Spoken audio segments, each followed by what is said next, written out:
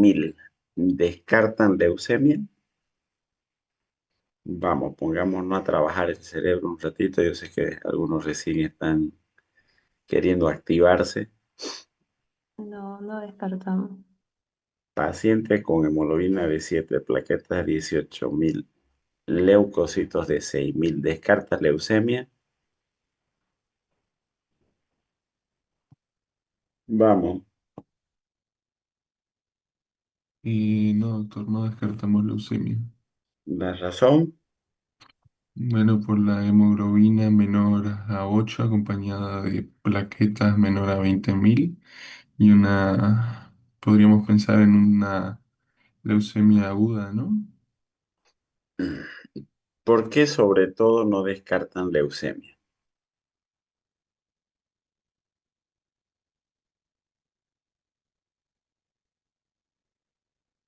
Que no suene muy teórico, vuelvo a decir. Yo sé que algunos ya han leído la- el libro del, del- de años pasados, pero yo quiero razonamiento. Es muy diferente decir eh, hemoglobina menos de 8 y plaquetas menos de 20.000 es leucemia hasta que no se demuestre lo contrario. Pero ¿por qué no descarto en este caso? Porque en la leucemia no siempre vamos a encontrar una leucocitosis, que es lo que normalmente Eh, el mundo dice. ¿quién, quién dijo eso?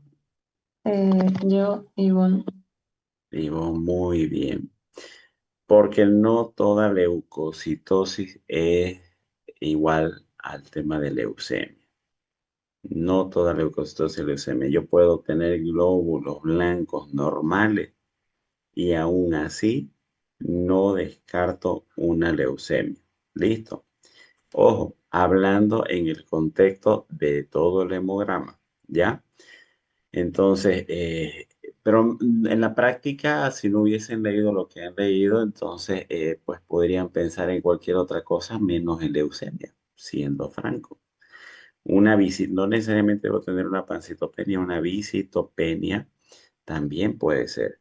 Y la mayoría piensa, la gente en general, hasta los colegas, de que si los leucocitos están por encima de 100.000, 200.000, recién quieren pensar en una leucemia. Listo. Pero, ¿cuál es la aplicación práctica acá que se debe manejar? Es de que no toda hiperleucocitosis o leucocitosis me acerca hacia una leucemia. También glóbulos blancos normales pueden hacerme sospechar bajo todo el contexto. ¿Cuál es el mecanismo fisiopatológico central de la leucemia aguda? A ver, Said.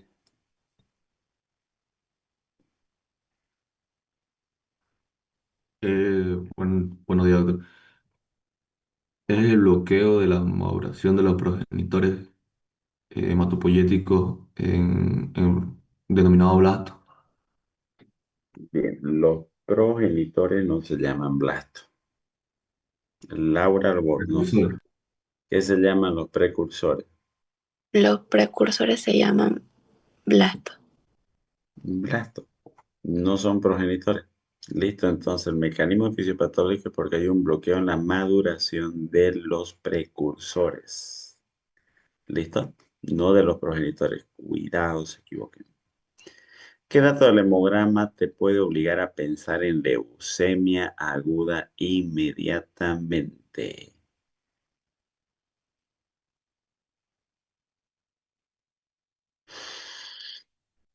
Ujú. Creo que aquí ya entraría lo que dijo mi compañero Mateo, que es la hemoglobina menor a 8 y la plaqueta menor a 20.000. Ok, ya, entonces, cuando tengo esa situación, entonces debo pensar en una leucemia. ¿Listo? Paciente con anemia más trombocitopenia severa, ¿qué debes descartar primero entonces?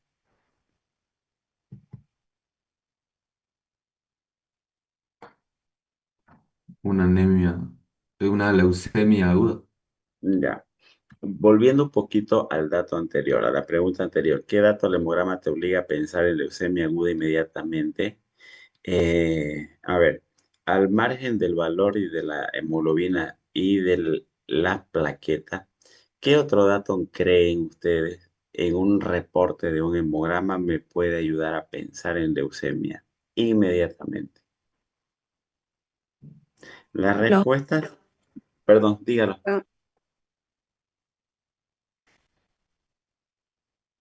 ¿Alguien iba a hablar?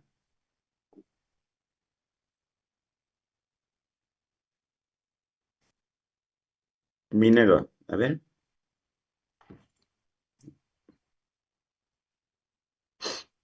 Les pongo el ejemplo, si tengo hemoglobina de 8,5 y plaquetas de 40.000 o 50.000, no me va a obligar a pensar en leucemia aguda inmediatamente.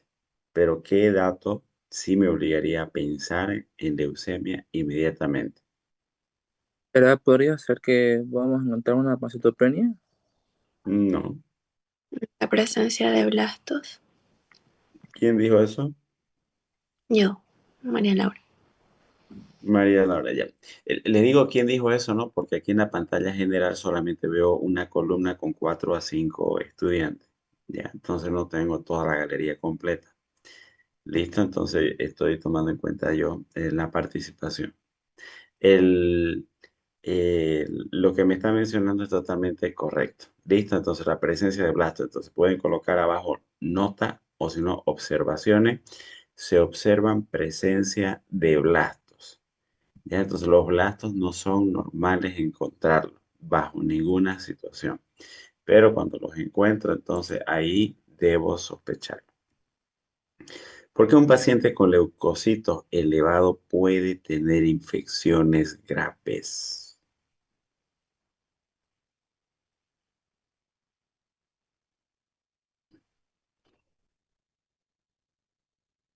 Ivonne Urquizo.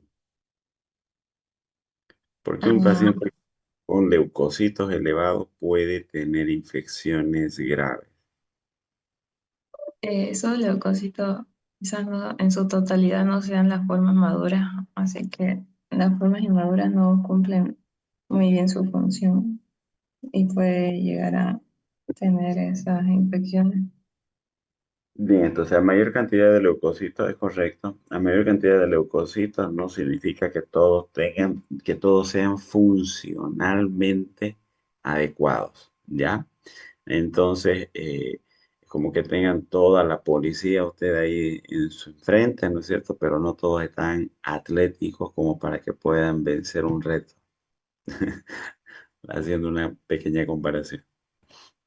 ¿Qué subtipo de leucemia aguda es una emergencia hematológica inmediata? Mateo,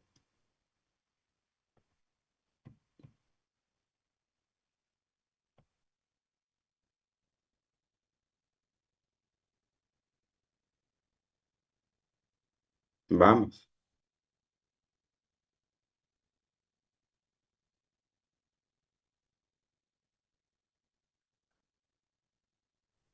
Leucemia mielocítica aguda. No. Williams, En la,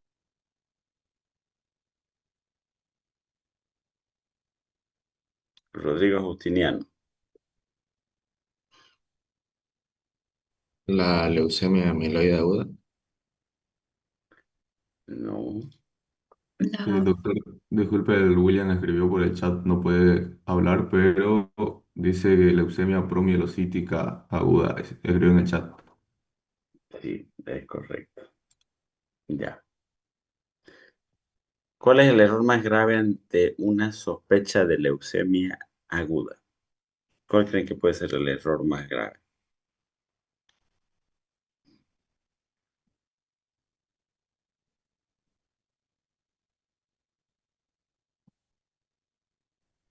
eh, quizás creer que en su inicio era una leucemia aguda, porque puede que sea en realidad una leucemia crónica que se está volviendo aguda. No.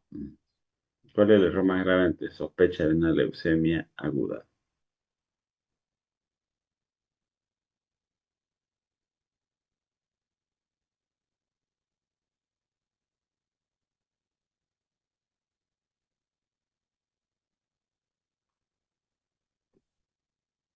Neisa.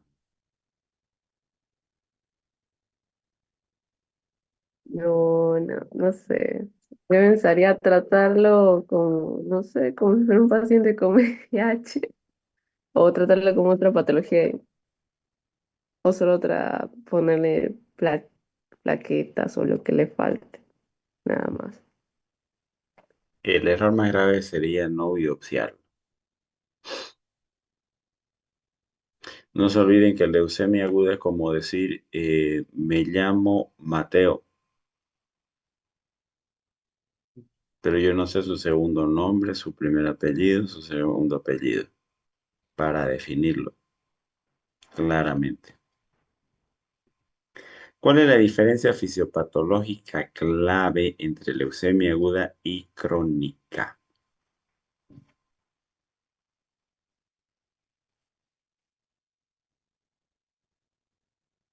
A ver, Viera Fernández. Diferencia fisiopatológica clave entre leucemia aguda y crónica. Bueno, pues de la aguda, como explicó mi compañero, es el bloqueo de la maduración. En cambio, en la crónica es un clon neoplásico que está produciendo muchas células, ¿no? De la serie, de una de la serie roja, blanca o plaqueta. Correcto, son clones neoplásicos, ¿no es cierto? Clones neoplásicos que que se producen en la médula ósea de una forma abundante. ¿Listo?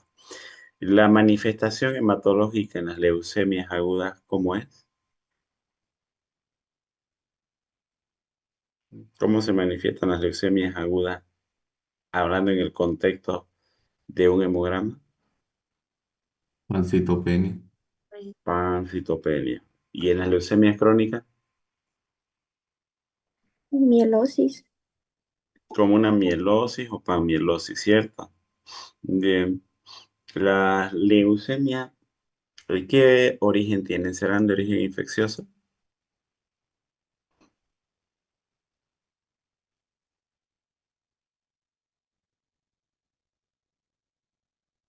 ¿Tienen origen infeccioso? ¿Qué dicen?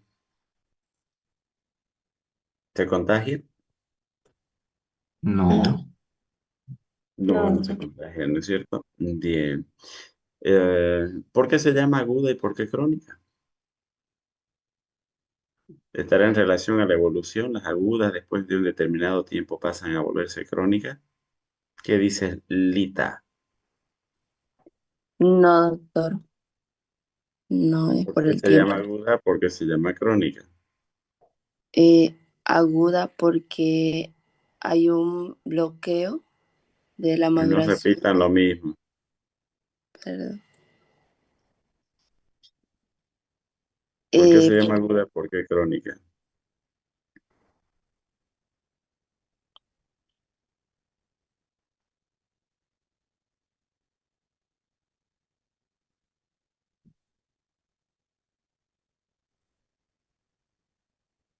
la crónica sería porque son células ya maduras, pero son anormales o están alteradas. Entonces, una crónica puede volverse aguda, pero una aguda no podría volver. Están hablando muy de memoria.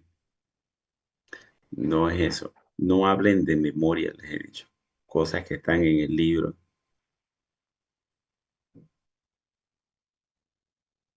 ¿Por qué se habla de aguda? ¿Por qué se habla de crónica? Rodrigo Siles.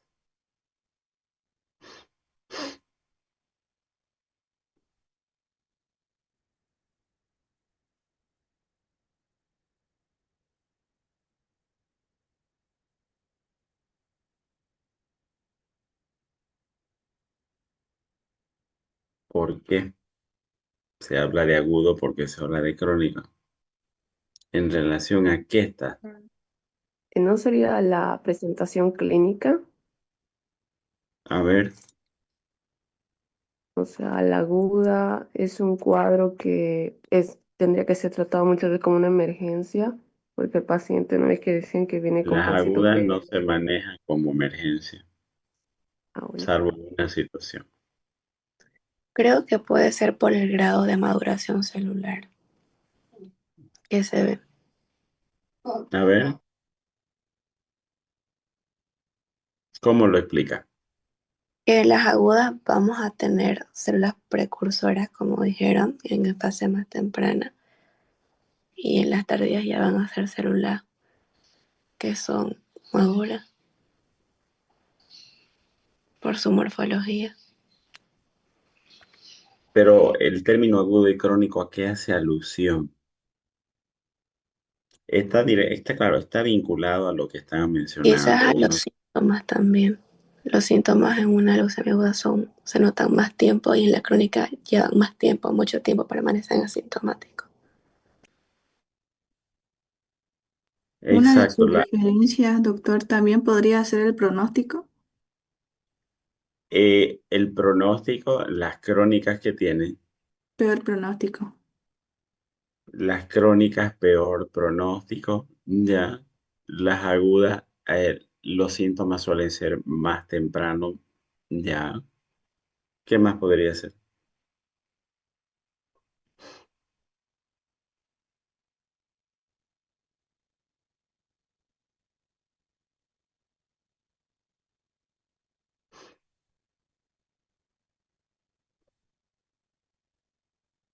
¿A alguien más se le ocurre algo?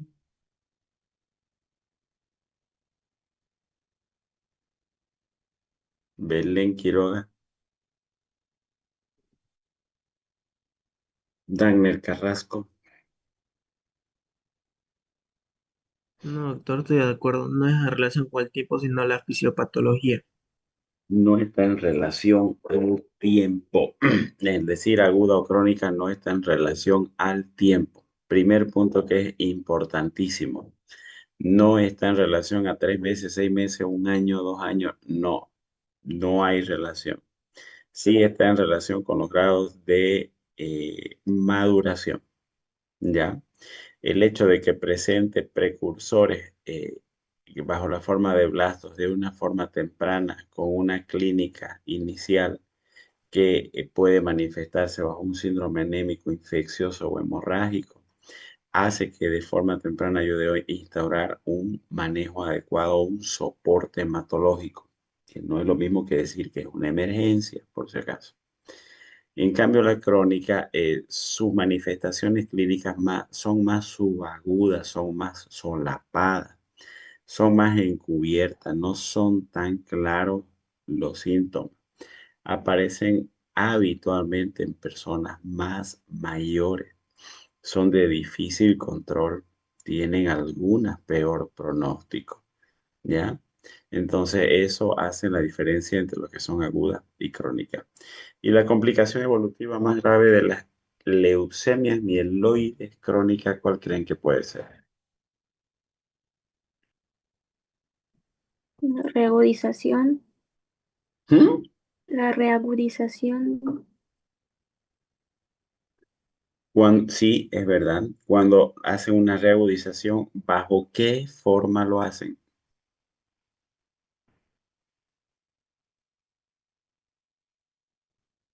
¿Cuál es el Ah, denominativo una que yo pancito. vi? No. ¿Cómo yo puedo sospechar en un paciente que tiene leucemia mieloide crónica, donde hay mielosis?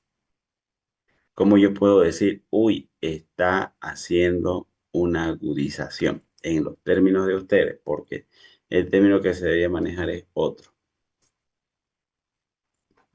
presencia de blastos, ¿Qué se llama eso? ¿Qué se llama Crisis esa complicación? ah, Crisis blástica. Crisis blástica. La complicación evolutiva más grave son las crisis blásticas. Reaparición o aparición de precursores, ¿ya? Eh, en la médula ósea que se puedan observar en el hemograma en un paciente con mielosis debe hacerme sospechar en una crisis blástica. ¿Ok? Está muy bien. Bueno, entonces, el de- la de- la- la definición de leucemia, ¿cuál creen que sería entonces?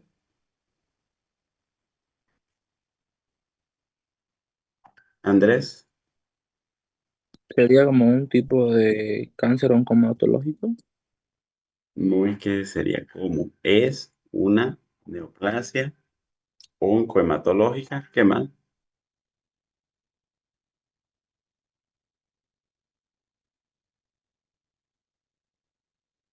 ¿Mm? ¿Qué más? ¿Qué significa leucemia?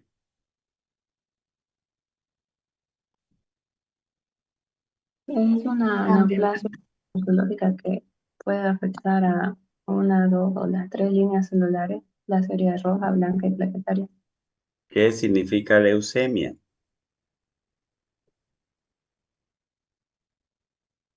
Sangre blanca.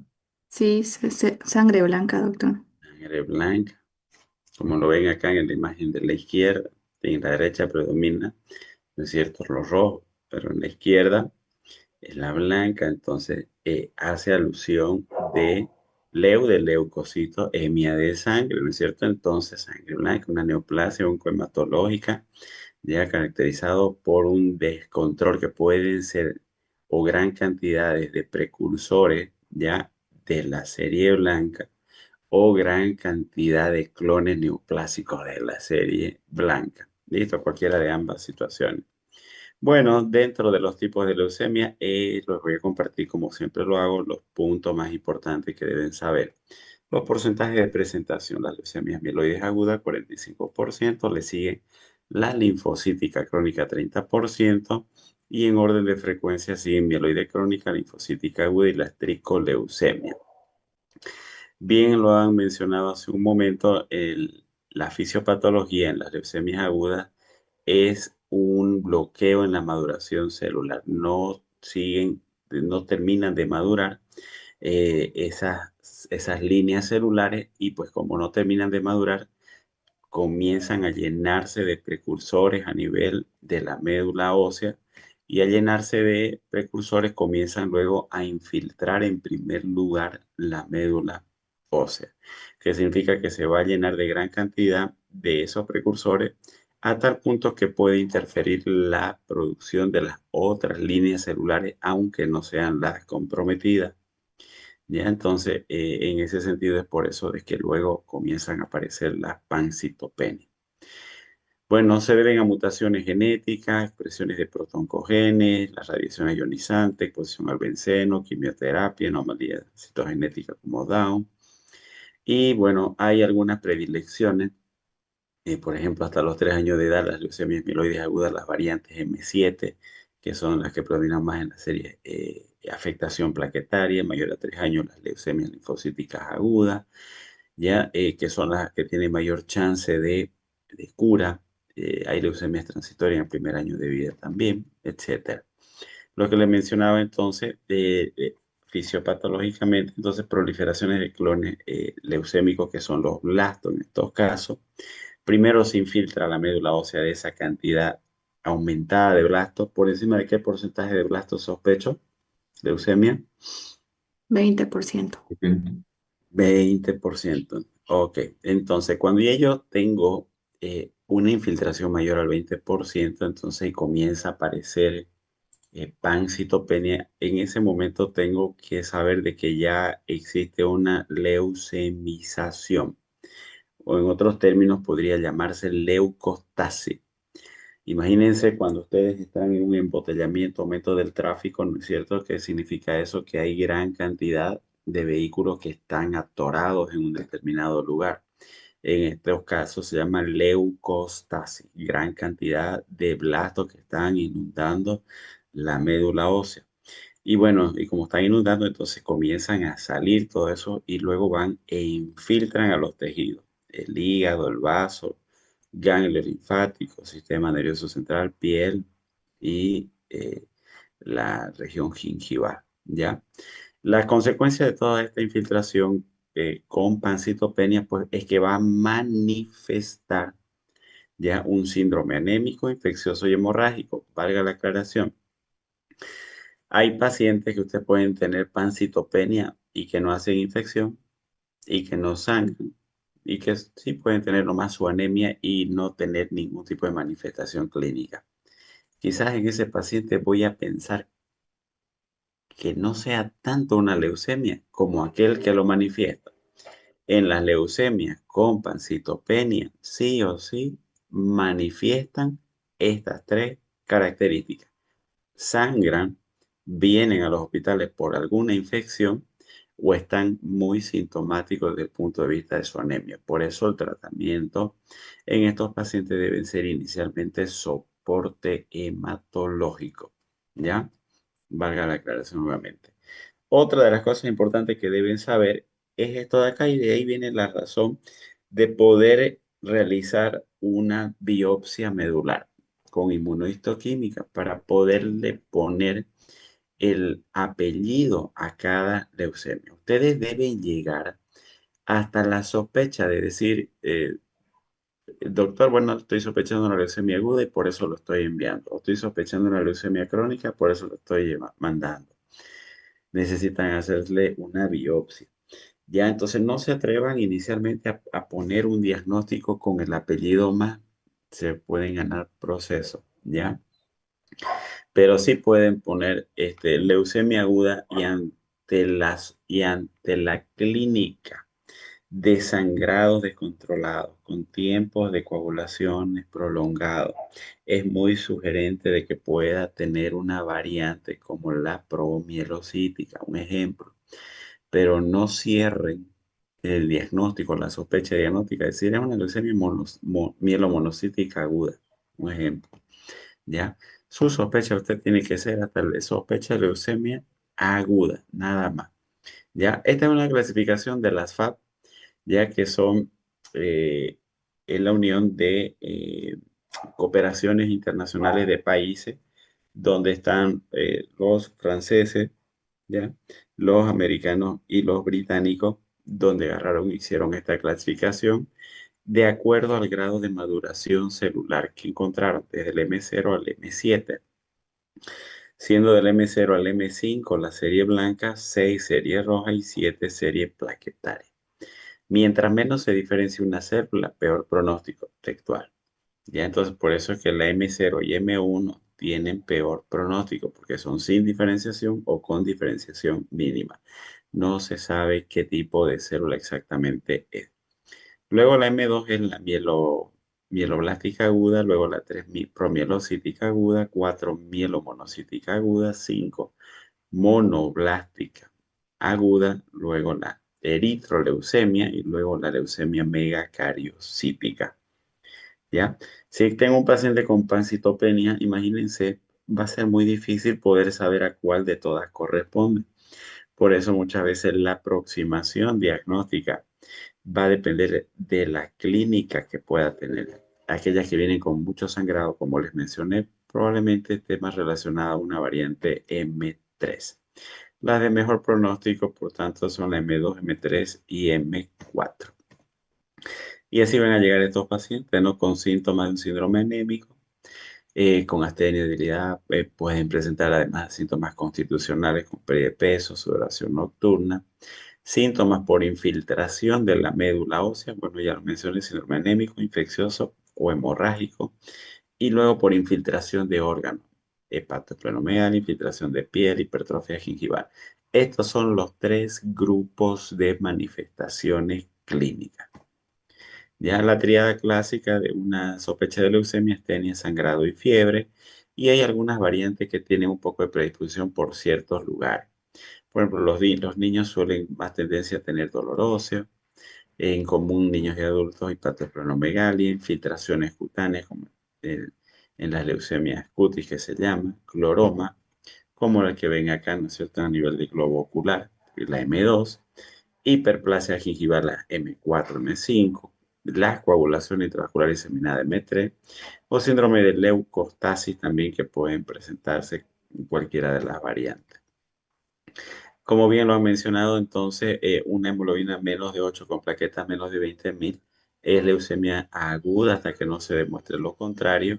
Y aquí la razón, ¿no es cierto?, de la leucometría. Yo puedo tener una leucemia desde 1000 leucos hasta 400.000 leucos. Es muy variable. La forma de cerrar el diagnóstico siempre va a ser a través de un aspirado medular donde se observe más del 20% de blasto. ¿Listo? ¿Qué pasa si observo pero 10%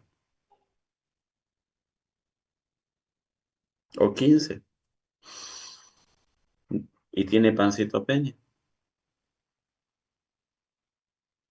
¿Qué podrá hacer? Se podría Estaría pensar en reacción una reacción leucoide. leucomoide. Reacción leucemoide. Muy bien. ¿Ya? Pero solo una variante. Habitualmente las reacciones leucemoides vienen con un conteo leucocitario mayor. ¿Ya? Puedo tener con conteo leucocitario disminuido. Es muy excepcional, no es lo habitual. Las reacciones leucemoides a partir, ¿hasta qué cantidad de leucocitos puedo tener?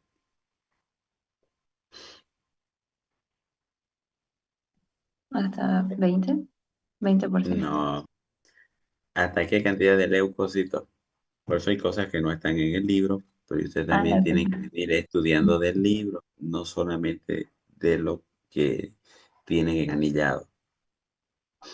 Tienen que leer el libro. 30.000 Tienes que- ¿Hasta cuántos de leucocitos puedo sospechar una reacción leucemoide? hasta 70.000, doctor. Hasta 70.000 o 75.000. ¿Ok? ¿Y cómo se clasifican las reacciones leucemoides?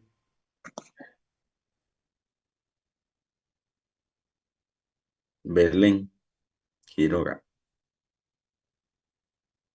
Las reacciones leucemoides se clasifican en mieloide y linfoide. ¿Listo? Muy bien, entonces inicialmente lo ideal es realizar un aspirado medular para apreciar la cantidad de porcentaje de blasto, que es lo que más me interesa, ir a buscar blasto.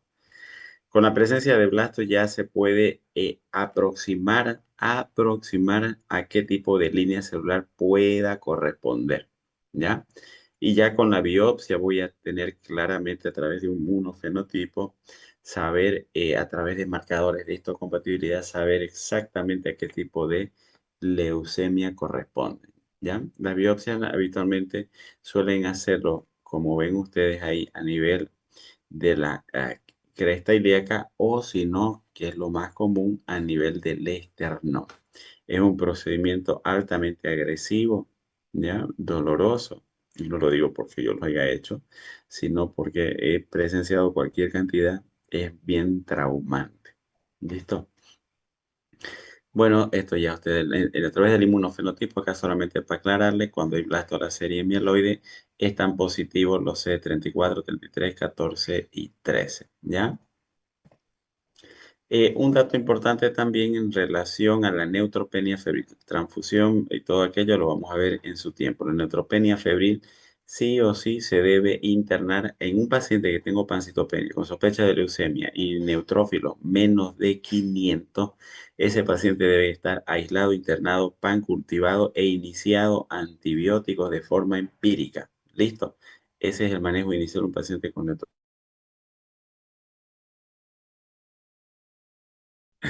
Ok, ok. Voy a volver a compartir pantalla. Ujú. Bien, entonces toda neutropenia febril, chicos, debe internarse. Alto riesgo de infecciones. Habitualmente es como si fuesen síndromes febriles en estudio, ¿ya? Por el hecho de que, por el hecho de que no siempre son gran positivos o gran negativos como uno esperaría. Muchas veces pueden ser atípicos, muchas veces pueden ser anaerobios. Muchas veces pueden ser por hongo, entonces merecen estudios importantes estos pacientes porque hasta un simple resfrío puede comprometer su vida, ¿ya?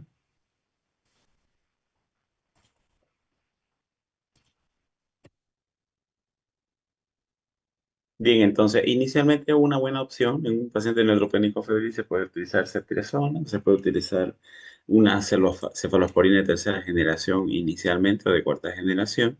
¿Ya? El tema acá pasa por lo siguiente, y puedo iniciar una monoterapia y pasado 3 días, si continúa con la fiebre, puedo agregar un medicamento antiestafilocóxico como la vancomicina. Si a pesar de la vancomicina continúa hasta el día quinto con fiebre, agrego para hongos. La anfotericina es muy particular en realidad el tema de su uso y es muy precisa ante la sospecha, por ejemplo, que se pueda tener de una aspergilosis, ¿ya? Y no tanto así si sospecho que fuera simplemente una cándida. Entonces, por lo tanto, la anfotericina B es una medicación que se debe utilizar bajo mucha supervisión médica, mucho control, y en Estados Unidos sí puede ser la primera opción, pero en nuestro medio todavía estamos con el fluconazol y con buena respuesta. ¿Hasta qué tiempo se utilizan los antibióticos? Hasta que esté febril el antibiótico por 14 días. Si es afebril neutrófilo mayor a 500, puede ser por menos tiempo. Entonces debo vigilar siempre esos dos datos, la presencia de fiebre y la cantidad de neutrófilos en los controles de laboratorio que se vayan a hacer cada 48 a 72 horas. Siempre menciono esto que es importante, el tratamiento de una de las leucemias que antes tenía poca chance de cura, pero que actualmente se ha convertido en una de las que tiene más chance de cura, que son las leucemias promielocíticas. ¿Hay en el hospital? ¿Es frecuente? Sí, es frecuente, chicos. ¿Ya? ¿Hay el medicamento? Sí, hay el ácido transretinoico. Inicialmente, lo que es una leucemia mieloide aguda como tal, ¿ya? Tienen dos fases habitualmente, lo que es inducción a la remisión y luego consolidación de la remisión o mantenimiento. Hay otras opciones que son con quimioterapia, altas dosis de arabicina y opciones, segunda opción, trasplante halogénico. Aún así, el chance de cura están alrededor del 60%. Pero las que sorprenden más son las variantes M3, que desde que apareció el ácido transretinoico, pues tiene más chance de cura. ¿Cuál es el tema importante en este tipo de leucemia? ¿Ya? Es de que los promielocitos van a secretar factores coagulantes y el propio factor tisular, que es el inductor de la vía extrínseca de la coagulación, puede inducir una coagulación intravascular diseminada. Puede tener dos variantes. Cuando hablamos de coagulación intravascular diseminada, podemos tener dos caminos, o tendencia a los sangrados o tendencia a la formación de coágulos. Hay que ser muy, muy, muy clínico para saber frente a cuál de las dos situaciones estoy. Hablar de coagulación intraocular diseminada significa hablar de que todas mis pruebas de la hemostasia primaria y secundaria están alteradas.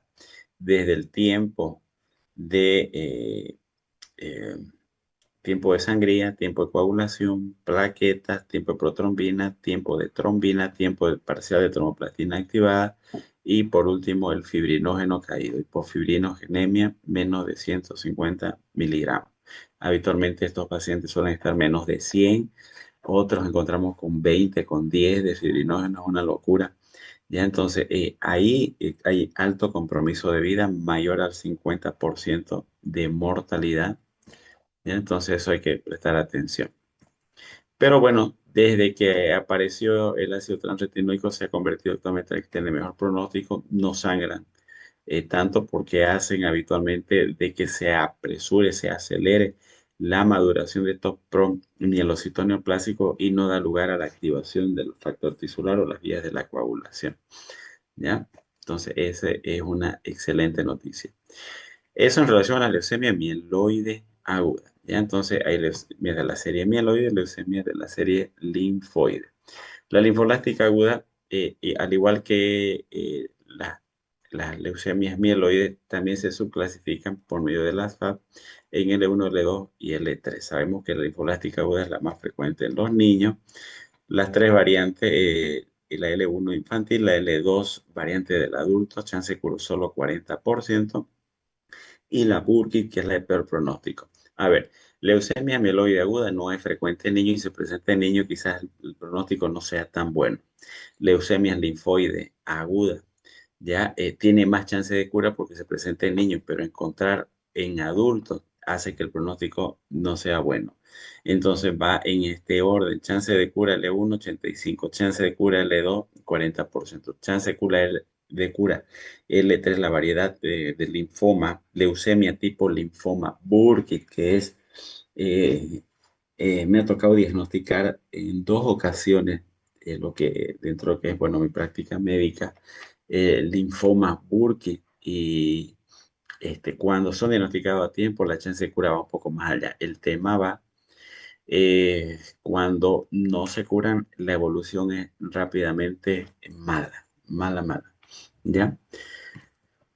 Ok, mención importante en relación a las linfoblásticas que se presentan en los niños como están en etapa de crecimiento. Bueno, en 2 lugares más son las manifestaciones, los dolores óseos. Si bien cuando están creciendo 2, 7, 8 años, suelen doler los huesitos, sobre todo cuando están durmiendo por el crecimiento, pero hay que prestar atención en el curso de alteraciones del hemograma relacionado sobre todo a la serie linfocítica.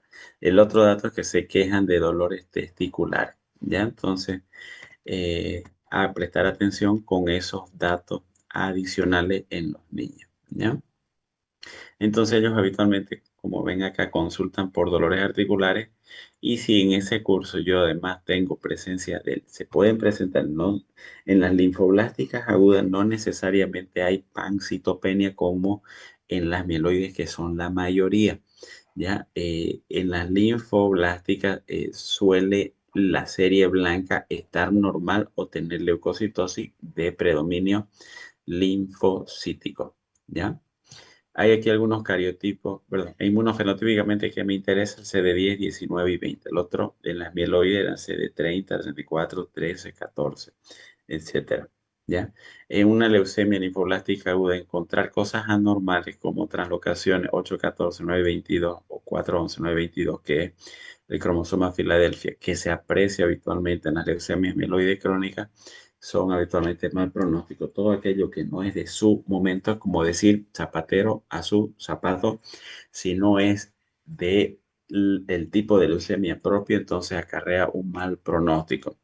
Al igual como han visto en los linfomas, ¿no? Los linfomas, el hecho de encontrar en un linfoma no Hodgkin compromiso del mediastino es también mal pronóstico.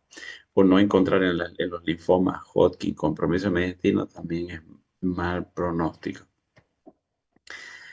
¿Qué nos interesa de acá? Bueno, no les voy a preguntar tema de medicación exactamente, pero las probabilidades de cura ahora no solamente van a 85%, llegan hasta el 95% con remisión dentro de los primeros 2 años, que no es lo mismo que sea en un adulto encontrar una leucemia linfoblástica, el pronóstico se vuelve mucho peor, ¿ya? Recordemos, jóvenes, recordemos Efesios 4:29 dice: ninguna palabra corrompida salga de vuestra boca, sino la que sea buena para la necesaria edificación a fin de dar gracia a los oyentes. Eso va sobre todo para aquellas personas de que se disparan mucho sus lenguas con palabras groseras, con palabras de juzgar a otras personas, de aquellas personas que se mofan de la burla, de los chistes o de las críticas, ¿ya? Entonces la palabra es muy sabia acá.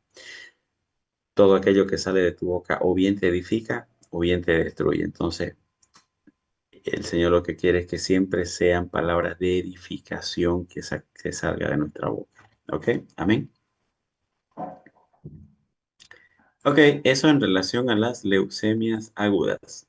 Vamos a hablar un poquito de las leucemias crónicas, es más fácil de entenderle, listo, cosas más puntuales. Cuando hablamos de las leucemias crónicas, entonces tenemos acá lo que son los famosos síndromes mieloproliferativos. Cuando hablamos estamos hablando de la serie mieloide, cuando hablamos de la serie linfoide pueden ser linfoproliferativos. También, pero aquí una alusión importante. Hablar de síndromes linfoproliferativos hace alusión a 2 grupos, o leucemia linfoproliferativa o si no linfomas, ¿ya? Si prestan atención, entonces aquí son mieloproliferativos.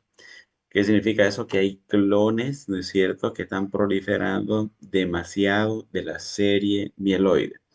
y no así voy a tener ese término cuando son leucemias agudas, bajo el término de pancitopenia, ¿no es cierto? Ok, entonces son 4 los tipos de leucemias que agrupan los síndromes mieloproliferativos, lo han debido revisar.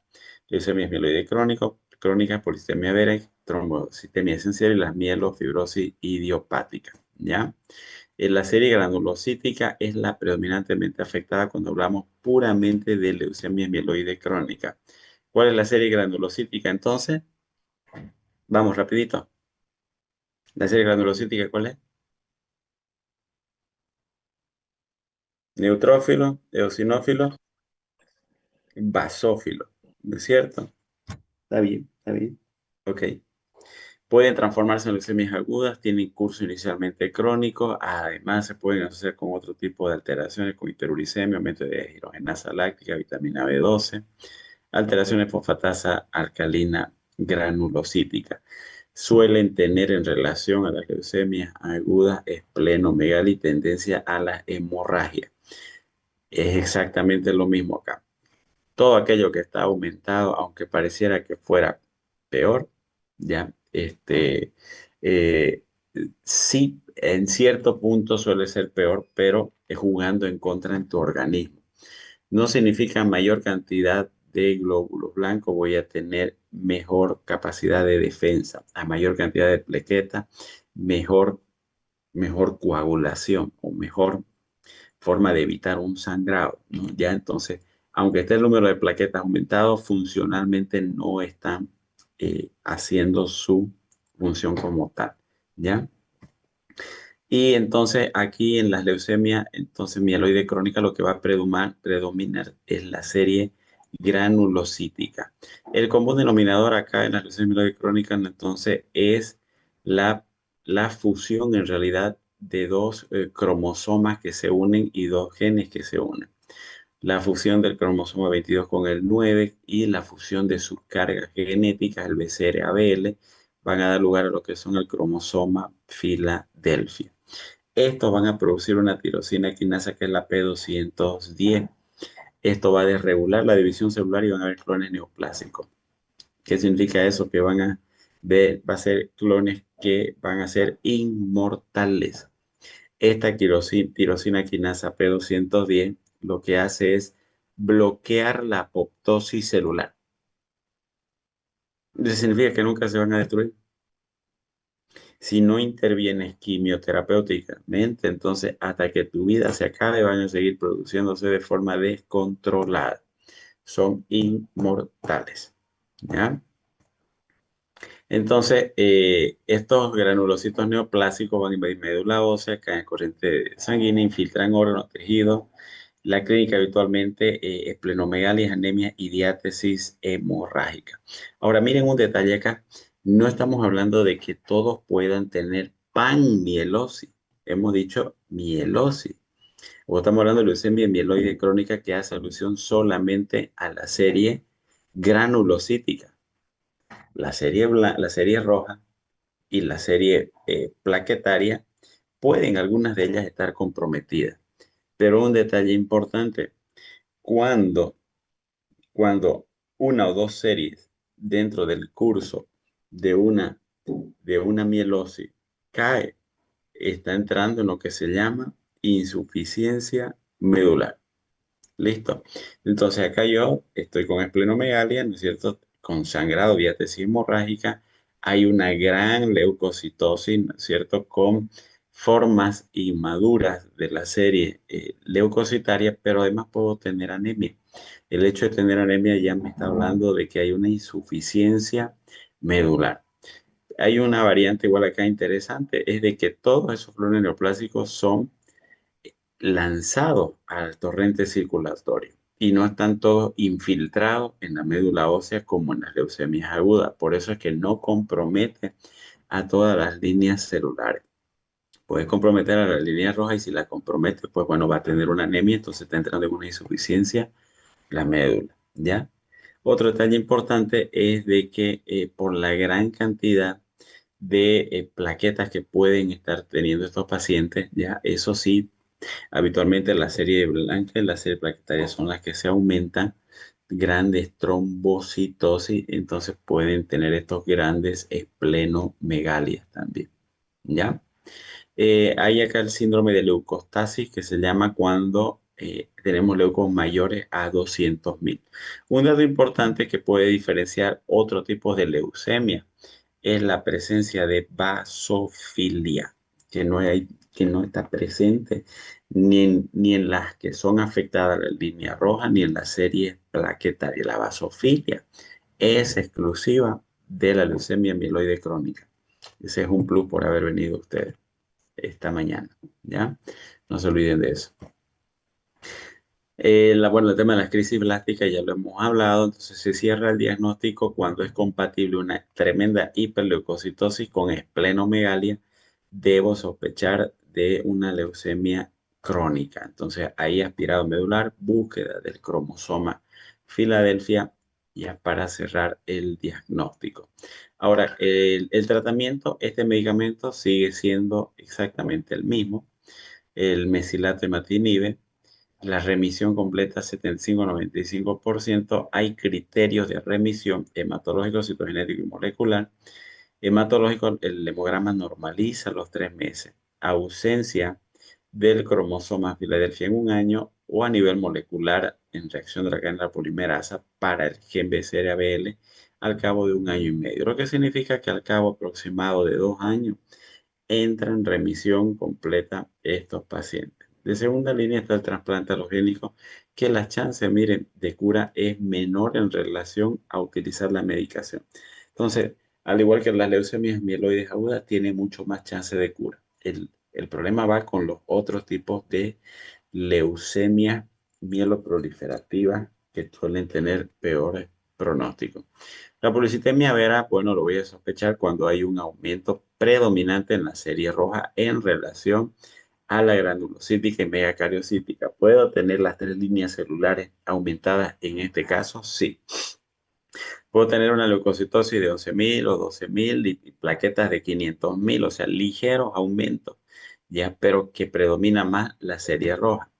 Para no hacerlo muy largo, entonces, mire, este es un típico paciente. Esta es una persona acá, la mano de una paciente normal, que tiene una hemoglobina normal o un hematocristo normal, frente a aquel que está ya casi cianótico por una hiperviscosidad de la sangre por el aumento en el conteo de la hemoglobina y el hematocrito. Cierra el diagnóstico habitualmente con hemoglobina mayor a 20, hematocrito mayor a 60. Policitemia vera se llama, no se olviden. Por eso es que no deben colocar o confundir las eritrocitosis secundarias con la policitemia vera. Policitemia vera es un tipo de leucemia. La eritrocitosis secundaria es una reacción adaptativa a las alturas que presenta una persona. ¿Listo?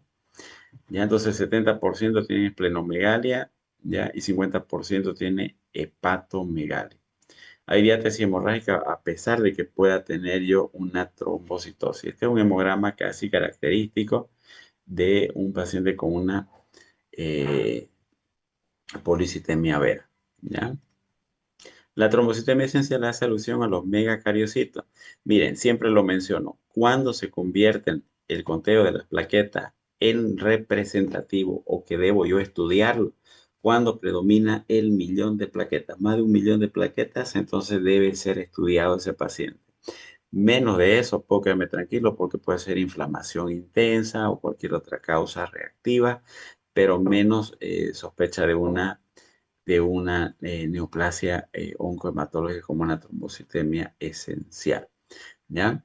Entonces, aquí se puede manifestar de igual forma el hecho de que, de que tenga una trombocitemia esencial, bueno, plaquetas mayor a 1.000.000 no significa de que vaya, como les dije, a defenderme de los coágulos, perdón, de los sangrados sin ningún problema. No, puede haber tendencia al sangrado en alguna zona y puede haber tendencia a la formación de coágulos en otra zona. ¿Ya? Entonces, pueden ser, miren, puede manifestarse con tromboembolismo, ¿ya? En extremidades inferiores, riñones, cerebro, pulmón, o pueden manifestarse también con epistaxis, menorragias, hematurias, etcétera. Entonces, hay que prestar mucha atención el tipo de manifestación clínica, ¿ya? Entonces, siempre con conteo de plaquetas mayor a 1.000.000. Y la mielofibrosis idiopática, bueno, hace directamente alusión a que la médula ósea se fibrosa. Ya, un detalle importante acá que está dentro de las leucemias mieloide crónicas por el tipo de células en realidad que se afectan, pero es la única, es la única dentro de los mielos proliferativos que se va a manifestar con pancitopenia siendo de evolución crónica por la presencia de células de las líneas celulares que están presentes de forma de clones neoplásicos a nivel de la médula ósea. ¿Ya? Entonces, eh, acá sí se va a presentar, como le dije, pancitopenia y pueden observarse formas inmaduras de blasto. Pero el común denominativo que sella esto es que es una médula ósea seca. Ya hay una punción blanca que le llaman, donde se observa solo tejido conjuntivo, ¿ya? Entonces, a prestarle atención. Tienen hematíes en formas de lágrimas, como los dacriocitos. Y bueno, esos serían los que son las mielofibrosis idiopáticas. La forma de hacer el diagnóstico es a través de un aspirado de médula ósea, donde voy a ver todas las líneas celulares que son prácticamente ausentes. Aquí entra como protagonista también el vaso queriendo realizar una hematopoiesis extramedular, pero fracasa y es por eso que se observan ahí la pancitopenia. Y por la fibrosis como tal, ya entonces se pueden observar liberaciones en diferentes estadios evolutivos. Por eso hay también presencia de blasto. ¿Ya? Ok, aquí entonces no es la metaplasia que se genera de un tipo celular plaquetario neoplásico, ya por eso es la evolución crónica, que está catalogado como una leucemia crónica, aunque su clínica sea de una aguda, ¿ya? Muy bien, chicos, entonces estos son leucemias crónicas para el día jueves, entonces hasta aquí es que van a dar su examen. ¿Listo? Su segundo mini parcial. Pero antes de su segundo mini parcial vamos a hacer discusión de caso clínico y luego van a hacer los grupos, los dos casos de simulación, que los tengo ahí preparados, pero no lo podemos hacer por acá porque para empezar ni están todos. ¿Ya? Pasen un excelente fin de semana, Dios los bendiga y pónganse a estudiar. Pongan a Dios en primer lugar siempre y la promesa es de que todas las demás cosas les va a salir muy bien. Buen fin de semana, jóvenes. Ojo, ya no se vayan a dormir, vayan a ser productivos. Hay cosas que hacer. ¿Ya? Chao, chicos. Gracias, doctor. Hasta luego, Gracias, doctor. doctor. Gracias. Buen fin de semana. Bendiciones. Hasta luego, doctor.